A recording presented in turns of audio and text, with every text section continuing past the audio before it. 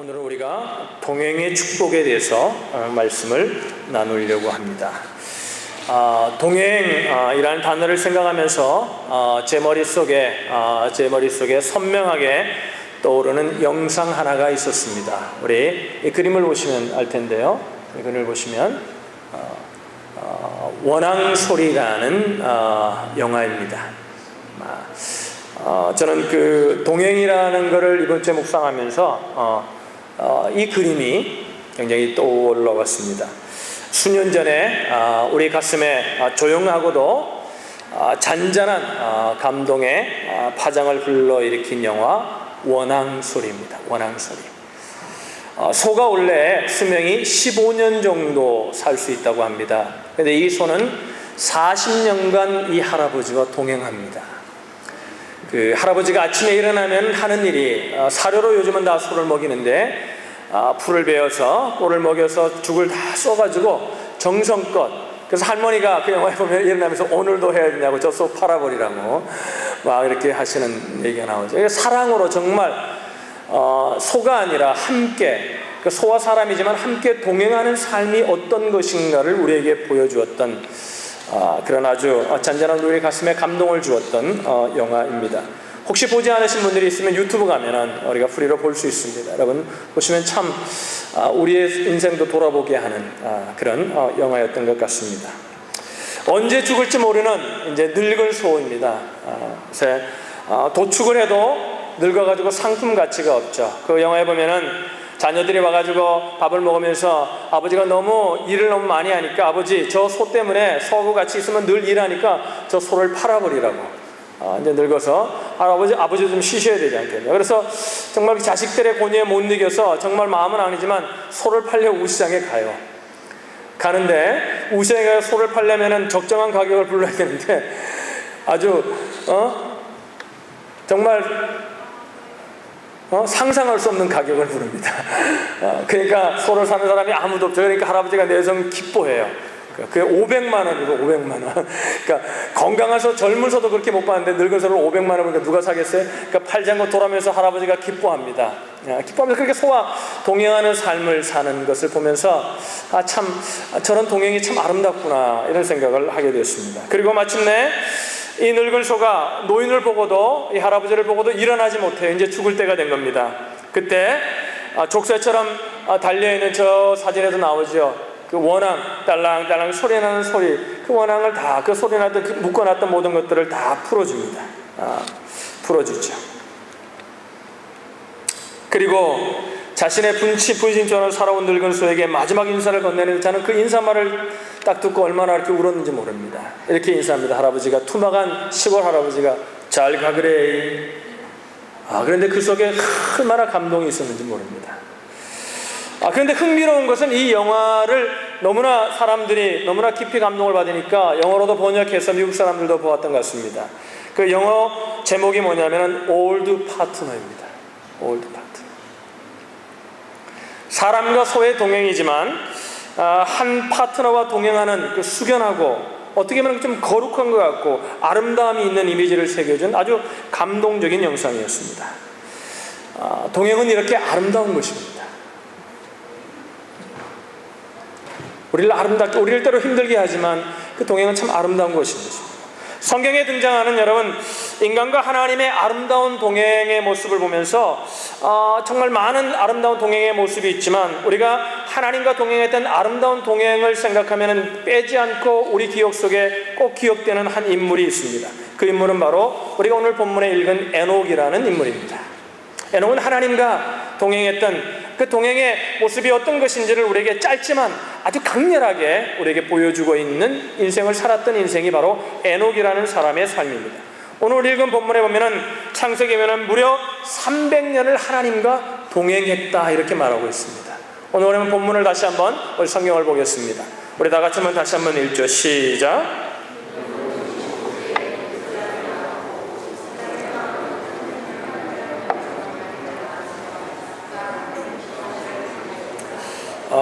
무드셀라를 낳을 때에 65세였는데 그 65세가 지나고 나는 무드셀을 낳으면서 어떤 계기가 있었던 것 같습니다. 그리고 난 후에 그는 300년간 하나님과 동행한 것입니다. 참 우리 인생과 같지 않습니까? 우리도 우리 인생들 마음대로 살다가 어떤 한 계기가 있어서 어떤 사람들 보면은 하나님과 동행하는 삶을 사는 것을 보게 됩니다.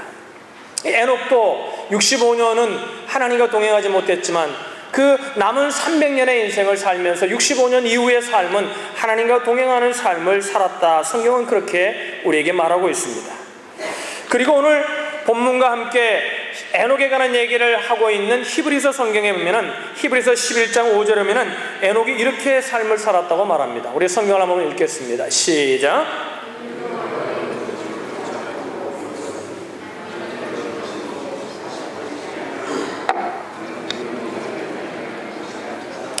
여기서 지금 강조하고 있는 말씀은, 히브리서 기자가 강조하고 있는 것은 죽음을 보지 않았다는 것도 아니고 300년이라는 세월을 얘기하는 것도 아닙니다. 그가 강조하고자 하는 결론은 뭐냐면은 하나님과 동행하면서 그 동행이 하나님을 너무나 기쁘시게 했다는 것입니다. 하나님을 너무나 기쁘게 했다는 것입니다. 300년이라는 긴 세월을 하나님과 동행하면서 그 동행이 하나님 보시기에, 성경은 그의 동행이 어땠는지 구체적인 말을 하고 있지 않지만 하나님이 이렇게 결론적인 말을 하면서 강렬한 우리에게 인상을 주길 원합니다. 하나님을 너무나 기쁘게 했다는 겁니다. 기쁘게 했다는 겁니다. 그러면 여러분, 우리가 하나님과 동행을 통해서, 하나님과 동행하는 삶을 통해서 하나님을 기쁘시게 하는 그 축복을 경험하려면 우리가 어떻게 삶을 살아야 될 것인가, 무엇이 필요한가, 오늘 이 아침에 우리가 나누고자 하는 말씀입니다. 첫 번째, 우리가 하나님과 동행하면서 아름다운 동행을 통해 하나님을 기쁘시게 하려면 성경은 우리에게 소통이라는 것이 필요함을 말하고 있습니다. 따라합시다. 소통. 아까 본 소가 아니라 이렇게 커뮤니케이션 하는 소통입니다. 여러분, 우선 하나님과의 동행이 시작되려면은 우리가 소통이 중요하지만 그 소통 전에 먼저 있어야 되는 것이 무엇이냐면은 만남이 있어야 한다는 것입니다. 하나님을 분명히 만나야 한다는 것입니다. 동행은 만남으로 시작되는 것이죠. 우리가 그냥 동행하는 것이 아니라 만남이 있어야, 그 시작이 있어야 동행하는 것이 가능한 것이죠. 그래서 기독교 교리는 이렇게 말합니다. 죄인인 인간이 하나님을 만나는 그 첫 순간을 무엇이라고 말하냐면 회심이라, 이렇게 말합니다. 회심했다. 여러분, 하나님을 만나셨습니까? 하나님을 만나셨습니까? 그러니까 많은 경우에 믿음의 삶을 살고 있지만, 종교적인 똑같은 우리처럼 예배를 드리고 어떻게 보면 헌신도 하고 있지만 생명의, 그 믿음의 삶에 생명력이 없고 활기가 없고 기쁨이 없는 것은 분명한 회심의 고백이 없거나, 아니면 분명히 회심했어도 불구하고 그 회심의 감격을 잃어버렸기 때문일 수 있다고 우리는 성경에서 배우게 됩니다. 여러분, 하나님을 분명히 만나야 합니다. 그래서 제가 오늘 이 아침에도 일부 예배 드리면서 우리 선생님들과 함께 예배 드리면서 선생님들에게 이렇게 부탁했습니다. 우리가 자녀들을 가르치는 정말 귀중한 사명을 맡았는데, 자녀들에게 하나님과 동행하는 법을 가르치기 전에 먼저 자녀들에게 주어야 될 것이 뭐냐면 하나님을 만나는 회심의 분명한 순간이 있어야 한다는 것입니다. 그리고 그 회심이 있었다면 그 회심이 어떤 것임을 늘 기억할 수 있도록 우리는 계속해서 되새김질하는, 계속해서 가르쳐주는 그런 수고로움이 우리 속에 있어야 한다는 것입니다. 만남이 없이는 동행이라는 것은 불가능합니다. 우리 옆에 분에게 이렇게 말합시다. 만남이 없이는 동행은 불가능합니다.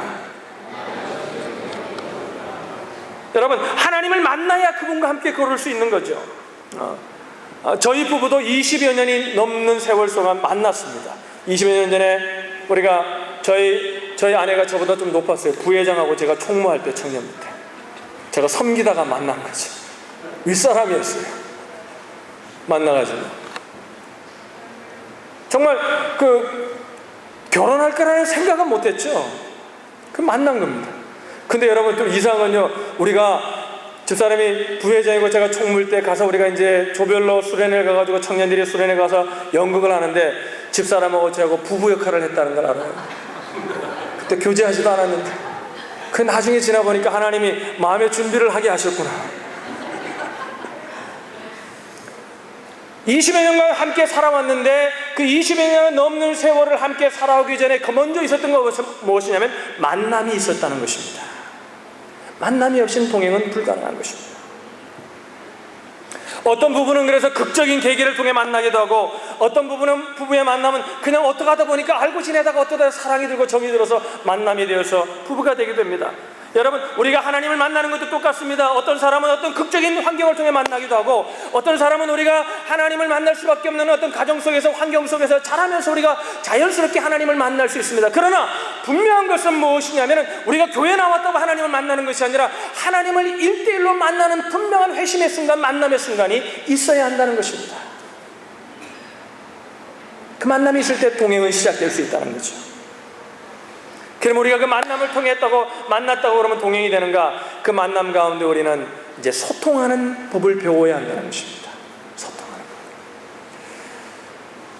법. 부부가 만나고, 우리가 교인들이 만나고, 목장에서 만났습니다. 만났다고 해서 우리가 그냥 동행하는 것이 아니라 서로가 서로를 소통해야죠. 그렇지 않습니까? 우리의 만남이 의미 있는 동행으로 이어지려면 반드시 소통이 필요합니다. 그래서 우리가 선거할 때마다, 후보자들을 볼 때마다 그러잖아요. 소통이 되는가 안 되는가. 대통령도 지금 되고 난 다음에 소통하는가 안 하는가, 뭐 어떻게 소통하는가, 말이 많지 않습니까? 여러분, 그래서 이런 말들이 있더라고요. 통하지 않으면 고통하게 된다. 통하지 않으면 고통한다는 거예요. 여러분, 함께 가정에서 같이 밥을 먹고 같이 삶을 사는데도요, 여러분, 통하지 않고 소통하지 않으면 외딴섬이에요. 외딴섬이죠. 말이 없어도 뭔가 눈빛을 하도 소통을 하고 있어야만이 우리가 한 가족임을 느끼게 됩니다. 하나님께서 죄인인 우리를 그분의 자녀라고 부르시고 우리를 만나주셔서 친히 만나주신 목적의 성경은 무엇이라고 말하고 있냐면, 고린도전서 1장 9절은 이렇게 말합니다. 고린도전서 1장 9절 읽겠습니다. 시작.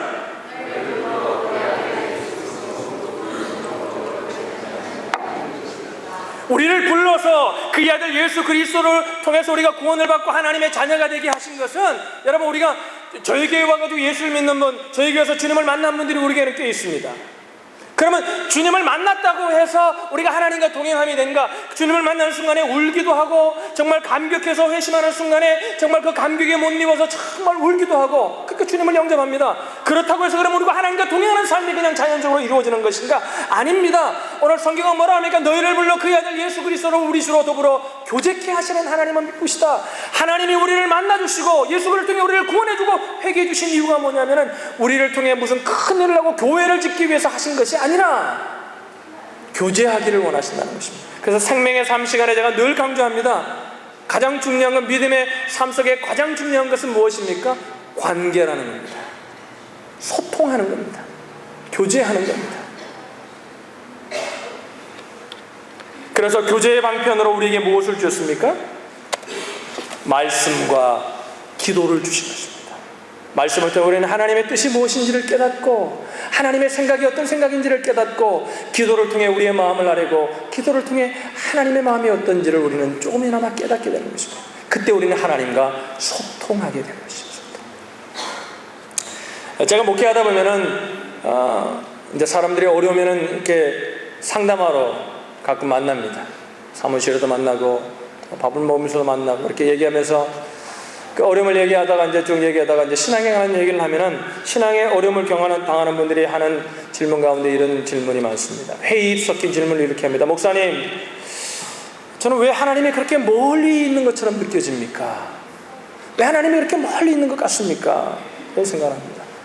그분들의 삶을 이렇게 자연스럽게 우리가 얘기하면서, 삶을 나누고 얘기하면서, 그분들이 나중에 깨닫는 게 뭐냐면은, 제가 권면하지 않지만 자연스럽게 깨닫는 거지만, 권면할 때도 있지만 자연스럽게 깨닫는 게 뭐냐면, 대화 중에 그들이 이렇게 깨닫어요. 아, 목사님, 그래서 내가 하나님이 멀리 있는 것처럼 느껴졌군요. 뭔지 압니까? 하나님을 믿으면서도 하나님과 교제하는 시간이 없습니다.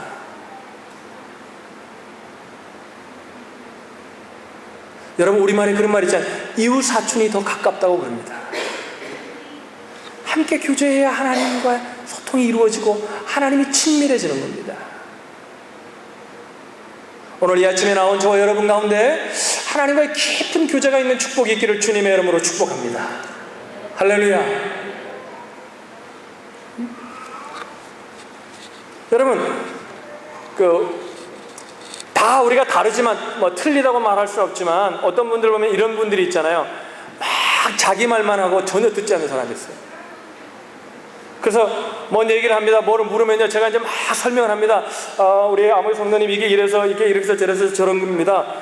그러면 다 듣고 이제 들을 때는 그래요. 네 그래요. 그러면 또 뭐래? 근데 왜 그러죠? 또 설명합니다. 성도님 이게 이래서 내가 이런 겁니다. 들을 때도 네, 그렇군요. 또 왜 그러죠? 뭐예요? 안 듣는 겁니다. 우리 손집사님도 그러더라고요. 목사님 저도 똑같아요. 부모들이 상담을 오면 이게 애가 이래서 이러고 막 얘기한대요. 그러면서 네네 그런데 그 나중엔 뭐냐면 또 자기 소리 한대요. 참 힘들잖아요. 소통이 안 되잖아요. 그럼 뭐예요? 애를 케어하는데 부모와 교사 간에 소통이 안 되니까 일이 일어나지 않는 거죠. 여러분, 성도들 간에도 소통하실 수 있기를 주님의 이름으로 축복합니다. 그래서 여러분, 누가 그러더라고요. 입은 하나고 귀가 두 개인 이유가 뭐냐면 소통하라고 그랬다는 거예요. 잘 들으라고. 그래서 인간의 모습, 얼굴만 봐도, 옆에 사람의 얼굴만 봐도 우리가 뭘 잘해야 되는지를 깨닫는다는 거죠. 여러분, 우리는 정말 하나님과 소통하고 있습니까? 옆에 분에게 한번 물어보십시다. 하나님과 소통하고 계십니까? 만남이 이루어지지 않으면 만남이 먼저입니다. 만나시기 바랍니다.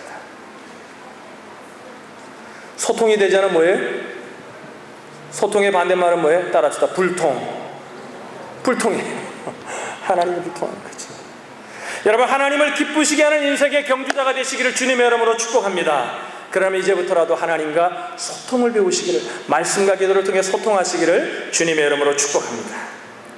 두 번째, 우리는 하나님과 아름다운 동행의 삶의 축복을 누리려면 하나님의 뜻을 수용할 줄 알아야 한다는 것입니다. 우리가 사람들을 만나가지고 교제하다 보면 두 인격이 만나가지고 우리가 또 교회 안에서도 그렇고 세상의 삶 속에서도 그렇고 우리가 사람들과 만나서 사람들과의 인격이 동행하면서 늘 교제하면서 문제가 생기는데, 그 발생하는 문제가 뭐냐면 누가 누구의 뜻을 따라야 하느냐의 문제입니다. 내가 더 맞는 것 같은 겁니다. 이 사람이 틀린 것 같습니다. 그럴 때 의견이 달라지면 서로가 다툼이 일어나고 서로가 관계가 좋아지지 않는 경우가 참 많습니다. 그래서 아모스 선지자는 인생의 이런 약점을 알고 있기에 아모스 선지자는 이렇게 말했습니다. 우리 다 같이 읽어보겠습니다. 시작. 의합지 못한다. Have agreed. 함께 이렇게 뜻을 함께 모으지 못하는데 어떻게 동행할 수 있느냐? 인생이 그런 거라는 겁니다. 그래, 인생 가운데는 우리가 서로가 그럴 수 있습니다. 의견이 맞지 않아서 동행이 참 어렵고 힘들 때가 있습니다. 그러나 여러분, 하나님과에는 그런 어려움이 없습니다. 하나님은 우리를 나보다 더 잘 아시고, 하나님은 전지하시고, 하나님은 전능하신데 하나님의 뜻에 우리가 순종하기만 하면 되는 거거든요. 믿으시면 아멘. 여러분, 아멘이 이렇게 적은지 모르겠어요. 할렐루야. 덥다고요? 여러분, 더움을 생각하지 말고 하나님을 생각하시길 바랍니다. 할렐루야. 진짜요. 제가요, 이게 좀 이런 얘기하면 또 여러분 목사가 미신적인 얘기했다 그러는데, 제가 어느 집회 갔는데 정말 더워가지고 말씀이 집중이 안 되더라고요. 그래서 하나님 말씀에 집중할 수 있도록 이 더위를 이기게 해달라니까요, 몸이 선선해지는 걸 느꼈어요. 근데 이건 꼭 그러는 건 아니에요. 그럼 내가 지금 기도하는데 그럼 선선해지지 않으면 하나님이 나를 사랑하지 않는가, 그런 얘기는 아니라 그렇다는 거예요. 그러니까 말씀에 집중할 수 있도록 하나님이 정말 귀한 말씀을 들어야 되니까 그렇게 해주시더라고요. 사람과에는 우리가 사람의 뜻이 누가 큰지 누가 맞는지 모르기 때문에 우리는 서로가 의견이 갈리고, 그래서 누구의 뜻을 따라야 되는지 우리는 고민하게 될 때가 많습니다. 그러나 하나님과에는 그런 문제가 발생하지 않습니다. 하나님은 나보다 더 잘 아시죠. 나를 얼마나 아신다 그래서 나의 머리카락까지 세신바 되실 정도로 나를 아신다 그랬어요. 여러분, 자기를 알 때 자기 머리카락 숫자를 아는 사람이 어디 있겠어요? 그 정도로 세밀하게 나를 아신다. 그런데 문제는 무엇입니까? 하나님의 뜻에 순종하는 것이 너무나 당연한데도 왜 우리가 그걸 못합니까? 하나님과의 동행에서 하나님의 뜻을 따르기보다는 내 뜻을 고집하는 것이 문제라는 겁니다. 그러니까 동행이 어려운 겁니다. 불순종하고 거만해지는 거죠.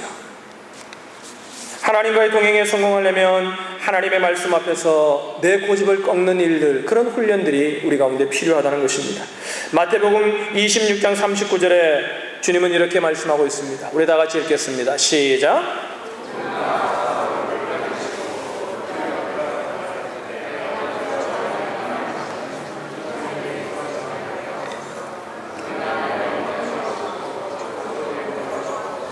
그러나 전까지 보면은 우리의 모습과 너무나 비슷합니다.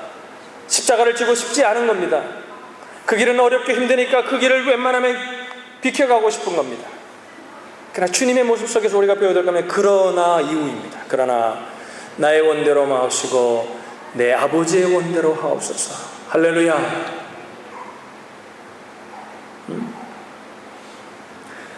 다른 성경을 볼까요? 로마서 12장 2절에 보면 사도 바울은 성도들의 헌신을 촉구하며 진정한 헌신은 무엇에서부터 온다고 말하고 있습니까? 우리 다 같이 읽겠습니다. 시작.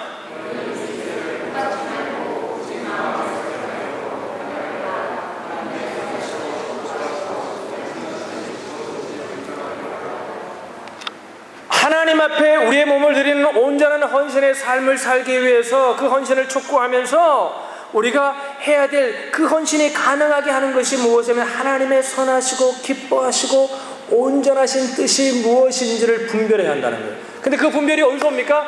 말씀과 기도를 통해 하나님과 소통할 때 하나님의 마음을 깨닫게 되고 하나님이 무엇을 원하시는지를 깨닫게 되고 그때 뭐에 우리가 성숙한 성도라는 건 뭡니까? 그 뜻을 깨달음에 순종하는 것. 내가 갈 수 있는 더 편한 길이 있음에도 불구하고 그 어려운 길임에도 불구하고 그 길을 순종하는 것. 그것을 통해서 우리는 하나님과 아름다운 동행의 삶이 가능하다는 것입니다.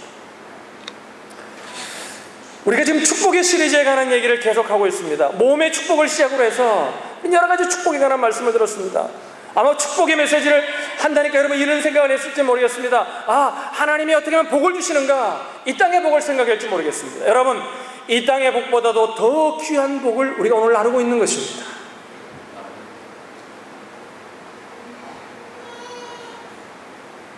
그리스도인의 성숙은 하나님의 뜻을 분별하고 따르는 겁니다. 믿음의 장인 11장, 믿음의 전당에 들어간 인물들 속에 에녹이라는 인물이 아주 당당하게 들어가 있습니다. 여러분, 왜 에녹이 그 믿음의 전당인 11장, 히브리서 11장 믿음의 영웅들 이야기 속에 그가 들어가 있는 것입니까? 이유가 무엇입니까? 물론 믿음의 장이니까 믿음으로 살았기 때문에 들어간 것입니다. 그런데 그러면 그가 이 땅에서 어떤 구체적인 믿음을 따라 살았다고 성경은 말합니까? 어떻게 살았기에 그 믿음이 하나님을 기쁘시게 했다고 말하고 있습니까? 하나님과 동행했다는 단어 속에서 하나님 말씀하시고는 이것입니다. 하나님과 말씀과 기도로 소통했고 이 소통의 과정을 통해 하나님의 뜻을 깨달을 때마다 그는 하나님의 뜻에 자기 자신을 쳐서 복종하는 하나님의 뜻을 따라 사는 삶을 살았기에 그는 하나님을 기쁘시게 하는 동행이 가능했다는 것입니다. 사랑하는 온누리 주체 여러분, 여러분 정말 하나님과 동행하길 원하십니까? 하나님과 소통하십시오. 그 소통 가운데 깨달은 하나님의 뜻에 순종하십시오. 할렐루야. 제가 잠깐 간증 하나 하겠습니다. 이번 건축하면서 제가 재정이 좀 모자라서 기도하는데 하나님이 이런 말씀을 주시더라고요. 주가 쓰시겠다 하라. 주가 쓰시겠다 하라.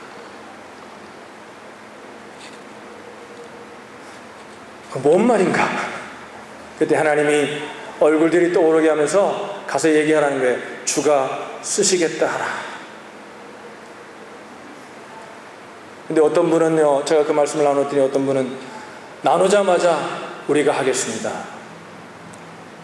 또 얘기 드렸더니요, 다 네, 아멘, 아멘 순종하신다. 하나님 뭐라냐면 준비해 놓았다는 거예요. 여러분, 그렇게 하나님께 쓰임받을 수 있는 게 축복이죠. 믿으시면 아멘. 어제도 밤 10시까지 헌신했잖아요. 우리 청년들하고 우리 집사님들하고 우리 형제들하고.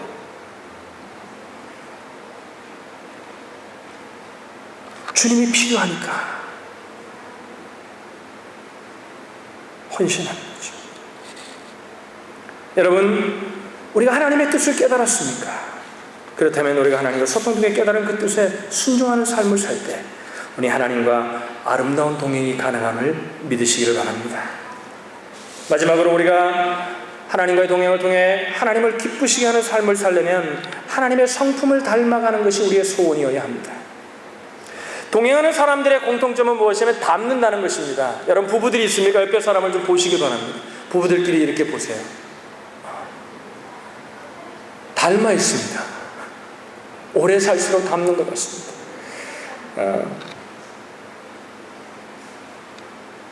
동행이 오래되고 지날수록 닮음의 정도가 깊어가요. 그 믿음도요, 한 목장에서 한 교회에서 오래 신앙생활을 하면 믿음도 닮더라고요. 제 개인적인 얘기를 하면요, 제가 아내와 결혼하고 난 후에 뼈저리게 깨달은 한 가지 분명한 진리가 있었습니다. 그 뭐냐면 너무나 우리는 다르다는 겁니다. 그래서 얼마나 싸운지 몰라요. 창피한 얘기지만 제가 간증했잖아요. 창피한 간증했잖아요. 그것도 꼭 토요일날 저녁이 되면 이제 참았던 스프링을 눌러놨던 게 확 터지는 겁니다. 얼마나 다른지 몰라요. 먹는 것도 달라요.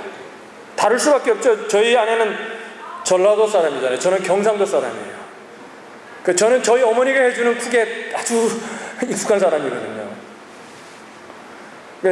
지금 고백이지만 처음에 저희 아내가 해주는 음식 저 잘 못 먹었어요. 먹는 척 하는 거예요. 그러니까 좀 고난을 받는 거예요. 제가 먹을 때마다. 그런데 여러분 지금은 참 이상하더라고요. 제가 가끔 이제 한국 갈래에서 선교 때문에 가보면 집에 잠깐 들리잖아요. 저희 집에서 해주는 음식이 잘 안 맞아요. 이제 먹는 것도 닮는 겁니다. 전 김치 잘 안 좋아해요. 지금도 많이 먹진 않지만 그래도 김치 먹어요. 요즘은. 왜? 저희 아내는 김치 이런 거 좋아해요. 아마 저희 아내 집은 식구가 많아가지고 고기를 못 먹어서 그런 것 같아요. 딸이 7에 아들이 하나에 8, 식구가 10명이니까 저희 집은 고기를 꽤 자주 먹었거든요. 육식. 근데 이제 고기가 싫어져요. 고기 가끔 먹고 싶어요. 여러분 식성도 닮고요, 취미도 닮고요, 생각하는 것도 닮고요. 어떨 때면 놀랄 때가 있어요. 내가 그 어떤 걸 보고 이렇게 해석하고 이렇게 생각하면요, 저희 안에 똑같이 생각해요. 내가 말을 안 했는데 이런 생각이 닮는 겁니다. 부부는 좋아해도 닮고요, 싫어해도 닮습니다. 서로 가장 많은 시간을 바라보며 살기 때문인 것 같아요. 우리는 바라보는 대상을 닮을 수밖에 없는 것입니다. 그래서 우리가 주님을 바라보고 주님과 동행하는 삶을 살다 보면 주님을 닮게 되는 줄로 믿으시기를 바랍니다. 어느 때 내가 보니까 그렇게 주님을 바라보고 살다 보니까 어느 때 보니까 내가 닮아 있는 거예요. 주님을 닮아 있는 거예요. 제가 이런 기도할 때가 많아요. 하나님 앞에, 하나님 정말 내 자신을 바라보고 내 자신에게 실망돼가지고 정말 내가 이렇게 내가 하면서 내가 설교하고 목회해야 되냐 이런 생각이 들 때가 있거든요. 목사인지라. 그래서 하나님 앞에 막 투정을 합니다. 하나님 나 이제 그만하면 안 될까요? 나는 정말 내 능력은 여기까지 볼게요. 나는 정말 목사 될 자격이 없는 것 같아요. 그러면요, 하나님이 제 마음에 이런 마음을 주세요. 야 진규야, 네가 지금 낙심되고 실망돼서 그렇게 말하는 건 알겠는데 그래도 네가 그 전보다 나아졌지. 많이 나아졌어. 지금 좋아지고 있어. 닮아가고 있다는 겁니다. 그게 얼마나 위로가 되는지 몰라요. 어떤 분은 이 말씀을 혼자 북치고 장구치는구나. 기도할 때 그런 마음을 주세요. 바울은 에베소서에서 주님과의 동행의 목적이 주님의 장성한 분량에 도달하는 것이라고 말합니다. 에베소서 4장 13절의 말씀 우리 다 같이 읽겠습니다. 시작. 우리가 다 하나님의 아들을 믿는 것과 아는 일에 하나가 되어 온전한 사람을 이루어 그리스도의 장성한 분량이 충만한 데까지 이르리니. 그러니까 여러분, 우리가 주님을 바라보면 그리스도의 장성한 분량까지 이른다는 거죠. 우리가 그렇게 닮게 된다는 거죠. 그래서 여러분, 고난을 당해가지고 어떤 분이 고난을 당하면은, 고난당한 것이 유익인 이유가 뭐냐면 고난을 당하니까 주님만을 붙들고 의지합니다. 그냥 기도가 삶입니다. 하나님 말씀을 믿습니다. 그러니까요, 짧은 기간에 아주 변화가 급속도로 일어나는 사람들이 있어요. 주님을 바라보는 만큼, 함께하는 시간만큼 변화되는 것입니다. 세상의 많은 종교들도 변화를 얘기하지만 세상의 종교는 뭐라고 얘기합니까? 수행을 통해 자기 자신의 도를 닦아서 변화된다고 얘기합니다. 성경은 그렇게 말하고 있지 않습니다. 주님을 바라봄으로 우리가 주님을 닮는다고 말합니다. 그래서 변화됨이 우리의 근원이 우리에게 있지 않고 주님께 있다고 성경은 말합니다. 할렐루야. 그래도 우리가 바라보지 않습니까? 바라본다고 변화되는 것이 아니라 주님 때문에, 주님을 바라보기 때문에 변화가 된다는 것입니다. 여러분, 이런 동행의 축복을 사모하시기를 주님의 이름으로 축복합니다. 역사상 가장 눈물겹고 아름다운 동행의 삶을 살았던 역사의 인물들 가운데 우리가 기억해야 될 사람이 한 사람이 있습니다. 그 사람은 바로 우리가 잘 알고 있는 인상파 화가인 빈센트 반 고흐라는 인물입니다. 우리 이쪽에 있는 여러분들이 보시기에 오른쪽에 있는 인물이 반 고흐고 그 옆에 있는 인물이 테오 반 고흐, 그의 브라더입니다.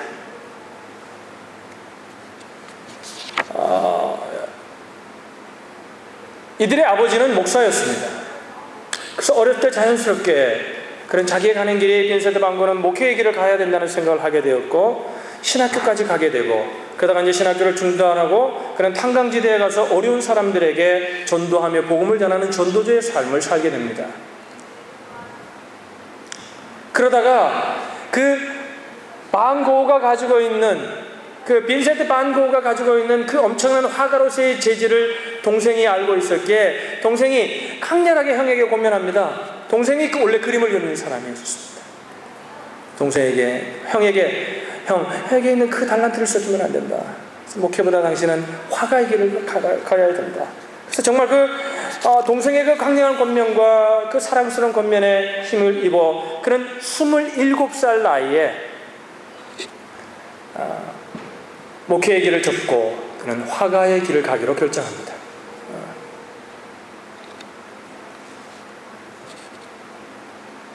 동생은요, 그 형의 재능을 살리기 위해서요, 이제 형의 그림만을 그리는 데 집중하게 하기 위해서 자기는 그림 그리는 것을 중단하고 그림 파는 사람이 되어서 형을 서포트합니다.